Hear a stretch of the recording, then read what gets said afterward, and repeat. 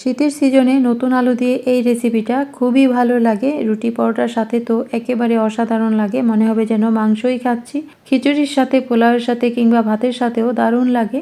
তো দিয়ে দিলাম তেজপাতা, এলাচ, দারচিনি, লবঙ্গ একটা একটা করে, সাথে কাঁচামরিচ ফালি আর পেঁয়াজ কুচি। পেঁয়াজটা ব্রাউন হলে আদা বাটা, পেঁয়াজ বাটা আর দেবো জিরা আর গরম মশলা বাটা, সাথে একটা কাঁচামরিচ দিয়েও বেটে নিয়েছি।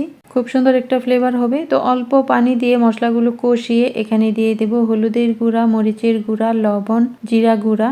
মশলা কষানো হলে এখানে আলু আগে থেকে আমি সেদ্ধ করে রেখেছি সেগুলো দিয়ে নেব।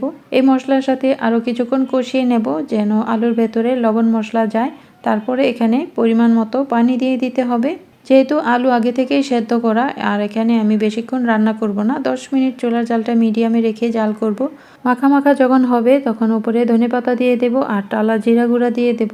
সামান্য গরম মশলাও দিয়ে নিতে পারেন, খুব সুন্দর ফ্লেভার হবে।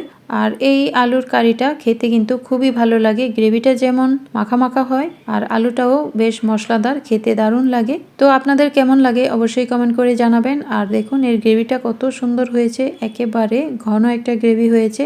এই ঘন গ্রেভি দিয়ে রুটি পরোটা খেতে দারুণ লাগে। তো সহজ এই রেসিপিটা নতুন আলু দিয়ে সবাই করে আমি জানি, তো আমি যেভাবে রান্না করলাম সেটাই শেয়ার করেছি। ভালো থাকবেন, সহজ সহজ রেসিপি দেখতে সাথেই থাকবেন। আল্লাহ হাফেজ।